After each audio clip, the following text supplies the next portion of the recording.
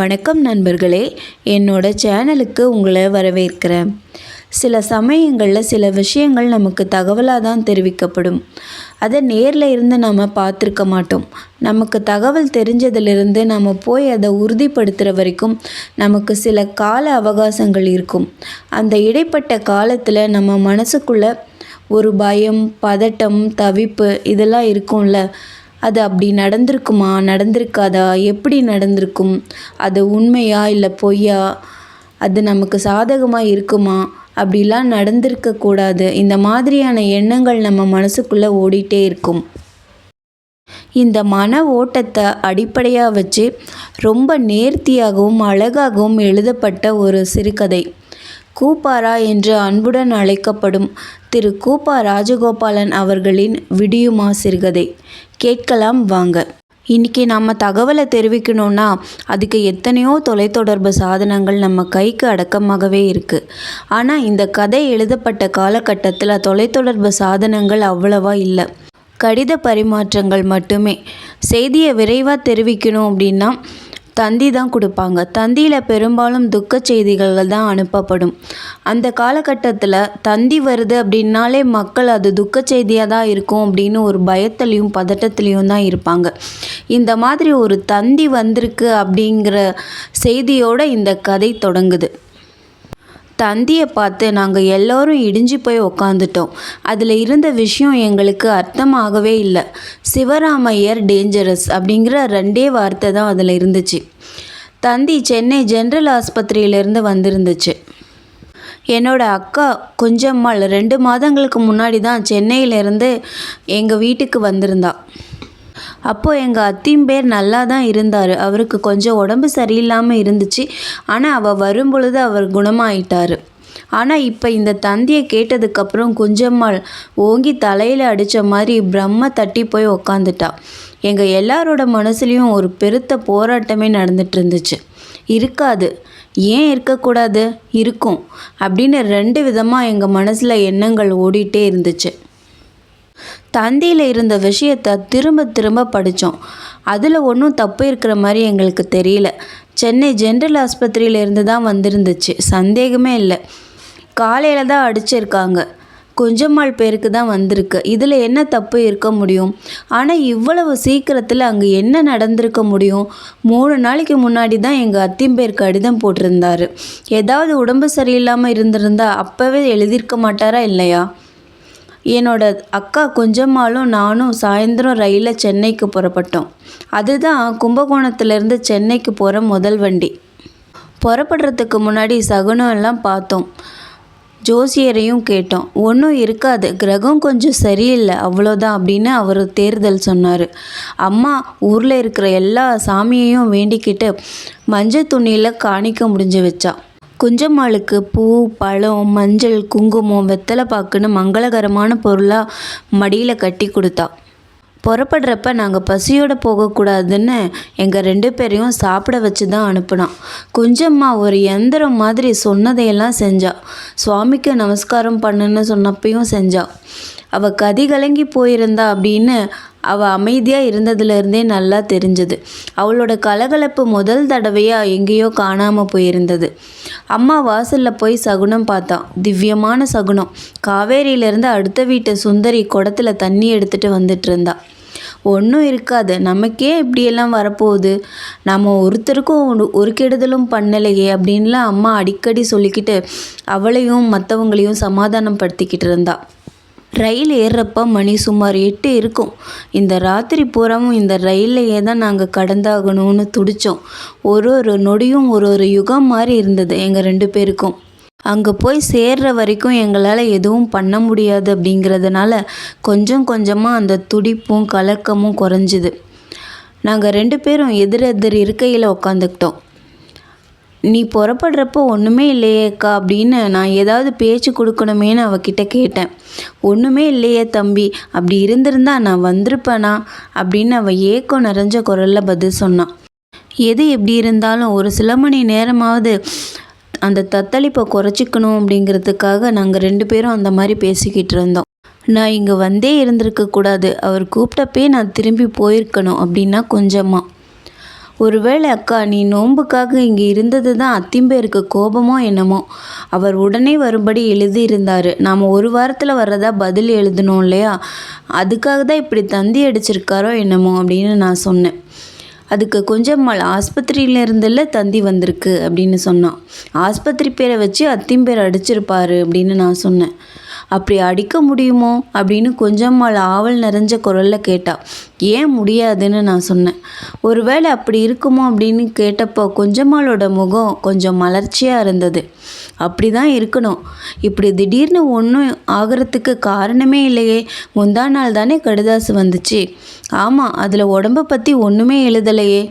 தந்தி அடித்தா நாம் உடனே புறப்பட்டு வருவோன்னு தான் அடிச்சிருக்காரு. வீட்டில் இருந்து அடித்தா கூட நாங்கள் நம்ப மாட்டோன்னு ஆஸ்பத்திரி பேரை வச்சு அடிச்சிருக்காரு. அப்படி அடிக்க முடியுமாடா அம்பி? அப்படி இருக்குமா அப்படின்னு கொஞ்சம்மாள் சந்தேகத்தோடு கேட்டா. அவள் அப்படி கேட்டபோது முடியாதுன்னு எனக்கு தெரிஞ்சிருந்தா கூட நான் சொல்லியிருப்பேனோ என்னமோ எனக்கு தெரியல. நீ வேணும்னா பாரேன், அத்திம்பேர் எழும்பூர் ஸ்டேஷனில் வந்து நமக்காக காத்துட்ருக்க போகிறாரு அப்படின்னு நான் சொன்னேன். நான் என்னதான் அவளை சமாதானப்படுத்துறதுக்காக அப்படி சொல்லியிருந்தாலும் என் மனசுலேயும் ஒரு திகில் புழு மாதிரி நெளிஞ்சிட்டே தான் இருந்துச்சு. கொஞ்ச நேரம் மனசு சமாதானமாக இருக்கும். அதுக்கப்புறம் திரும்பவும் அந்த திகில் தலையெடுக்கும். உடம்பெல்லாம் உதறும், நெஞ்சு உலரும், அடிவயிறு கலங்கும், முகம் விகாரம் அடையும். இப்படியே தான் இருந்தது எங்களுக்கு அந்த ரயில் பயணம்.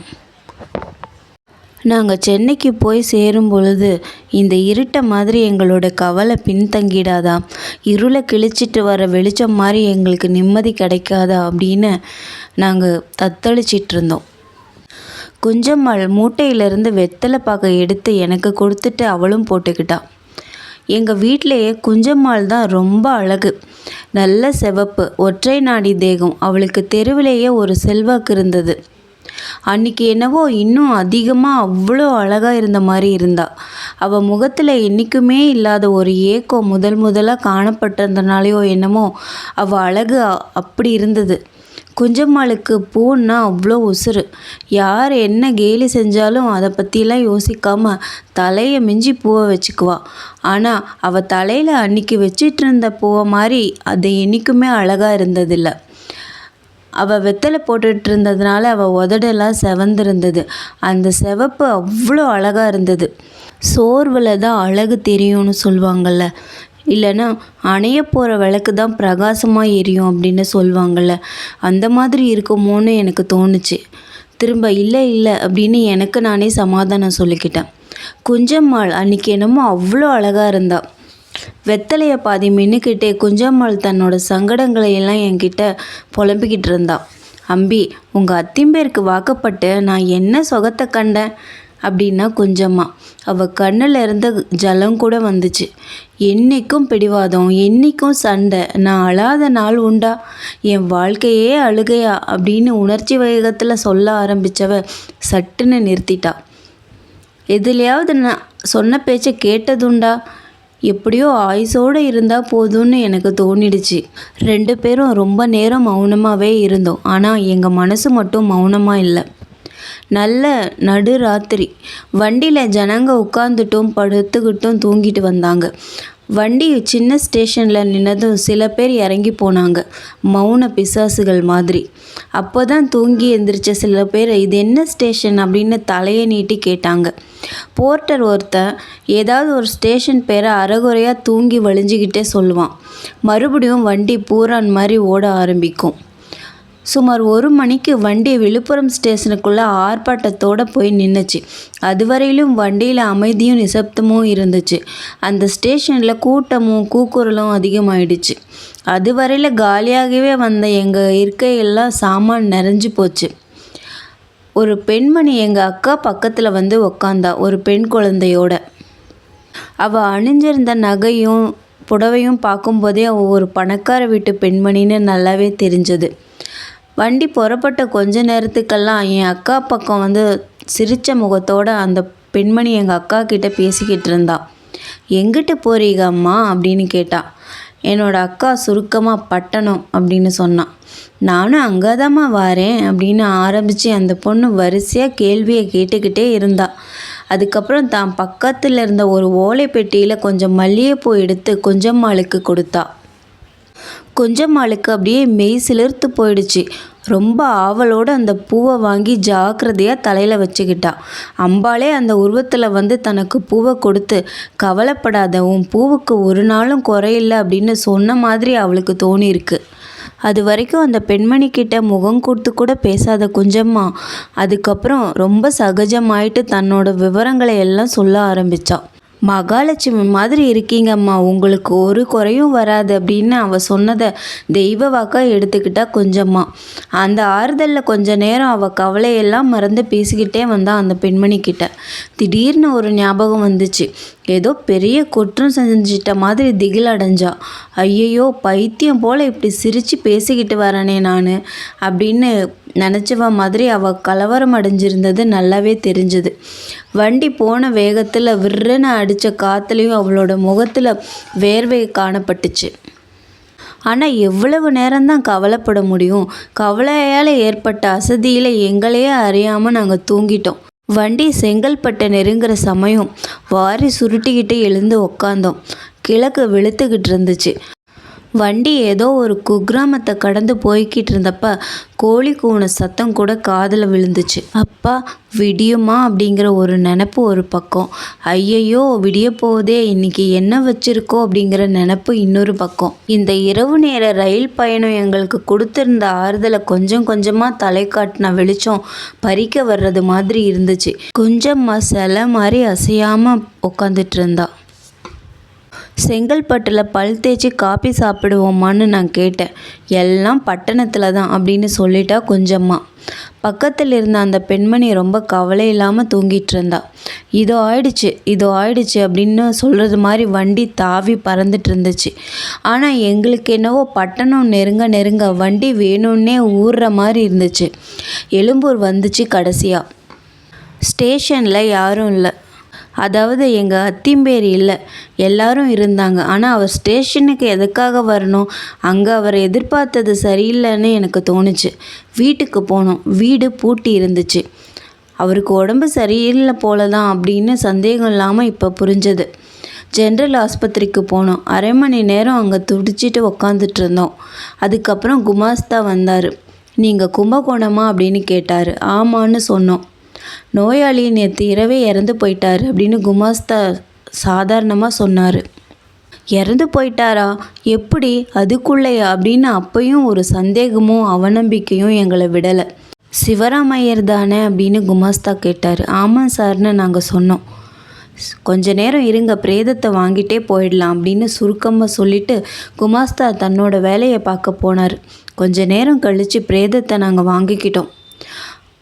அப்போது அதை பார்த்த உடனே தான் எங்களுக்கு நிச்சயமாச்சு. ஒரு வழியாக மனசில் இருந்த பயம் தீந்துச்சு, திகில் தீந்துச்சு. அதுக்கப்புறம் விடிஞ்சிடுச்சு. நன்றி.